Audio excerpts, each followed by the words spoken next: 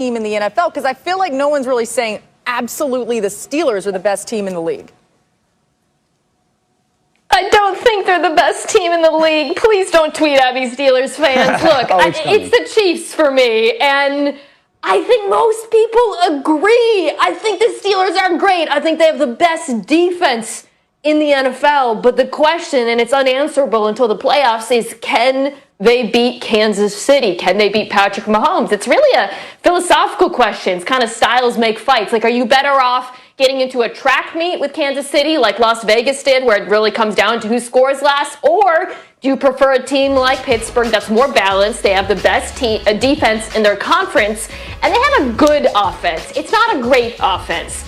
14th in passing efficiency, 29th in rushing efficiency. I think the case for Pittsburgh, there's two things that stand out to me. One is that Ben Roethlisberger has been improving as the season has gone along. You have seen the deep ball connect a bit more. The chunk plays are showing up. Obviously, Chase Claypool has been an incredible story for them this season. The other thing that catches my eye about their offense is that while they don't have that many explosive plays, they do drain the clock. They're fifth in time of possession. They can string together the sort of long drives that keep Patrick Mahomes off the field. But what I want to see out of them this Thanksgiving that would give me more confidence of perhaps saying they can beat Kansas City is more explosiveness out of that offense, because so far it's been hit or miss. It was hit or miss against Jacksonville. Yeah, I mean, with the offense, that's been the story or the question since really like week 2. And it will be the question that gets asked until we get into the playoffs. Can you generate enough explosive plays? Because the short passing game offense has been outstanding. No one's operating it better in the NFL. And they've started to throw the ball downfield, like you said, but at some point, teams are going to take that away. So that will remain a question as long as this kind of back half of the season happens and into the playoffs. Claypool's been great. But my question is this, because I look at the AFC and I go, we're not asking the Steelers, are you a really good team? We know that. We're going, can you win the Super Bowl, right? And so then I start to think of the teams in the AFC that might hinder their path to the Super Bowl. I think of Kansas City. I think of Las Vegas. I think of Tennessee, and I think of Indy. And then I go, what about those teams stands out to me? Great coaching. Very good coaching when it comes to getting into the situational aspects of games. And I look at the Steelers defense and I go, you know what John Gruden or Andy Reid or Arthur Smith is going to do when he meets that football team? He's going to go defense for the Steelers. If you're going to play me in base, I'm going to throw the football over the field because I'm going to get those linebackers on my receivers on the slots. The Steelers' defense in base averages 13 yards given up per carry. And then if you don't want to play me in base, you want to play me in nickel, 5 guys on the field, well, I'm just going to pound the football because I can. 5 yards per carry. That's what concerns me about the Steelers football team. So wait, are they even the second best team in the NFL, the Steelers? I'm leaning in the last 24 hours heavily towards the Rams and the Saints as the second best teams in the league. Would they be third? I think it's disrespectful not to put them in the top 3. So, yes, I put them in the top. I want to be clear. I have them at number 2, Steelers fans, and it's at Dan Orlovsky. I've got you at number 2. Dan's got you outside of the top 2.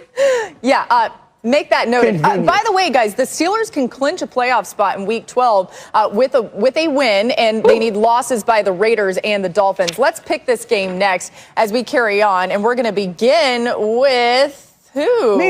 Mina, you get to pick first. Steelers or Ravens? I'm taking the Steelers. These are two teams headed in different directions. But honestly, regardless of situation, I think the Steelers are the better football team. They're the more balanced team. The defense has been playing better as well. I think this would be a big win for them. Yeah, I'm taking the Steelers. They're one of the very best football teams in the NFL. They can do a lot of different things offensively, control the clock, like you said. I want them to start faster on Thursday. I want them to start faster. And then their run defense. Show up in this game early on. Yeah, I'm picking the Steelers too. Time for one more thing, and to get us help with this in the Thanksgiving spirit, let's hear what Patrick Mahomes said on KCSP Radio about his holiday feast. Everybody always talks about you put ketchup on everything, bro. Tell me you don't put ketchup on turkey. Yeah, dude. I mean, come on. You got to put ketchup on that, turkey and ham.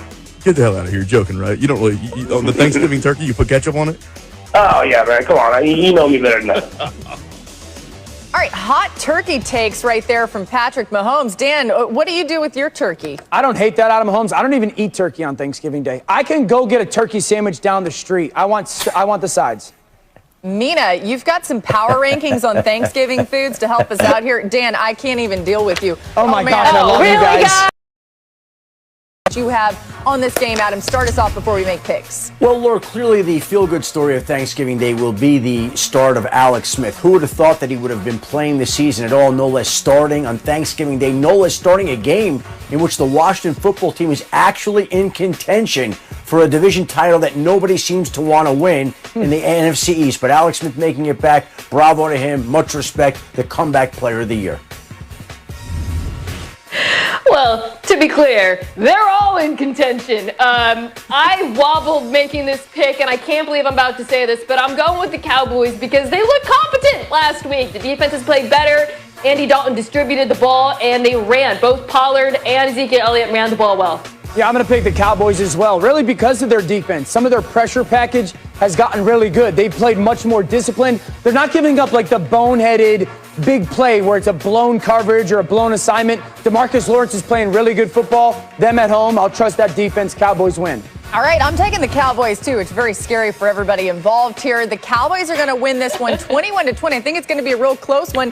And my focus is on Ezekiel Elliott. Listen, it's going to be Thanksgiving. Zeke likes to eat, right? So he's going to be out there just eating throughout the entire game. I'm never going to do that again because when Zeke does it, it looks a lot cooler than when I do it. But anyway, we all picked the Cowboys. We're picking the other two games on Thanksgiving. That's coming up later on the show.